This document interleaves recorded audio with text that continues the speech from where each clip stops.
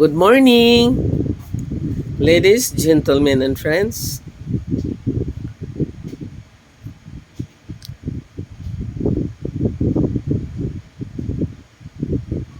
Biscuit is delicious.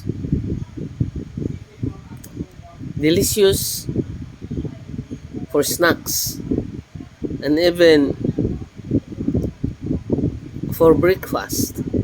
Sometimes I only eat biscuits with milk and coffee in the morning, and it's all good for me. How about you? You like biscuits? This is delicious. Bye bye.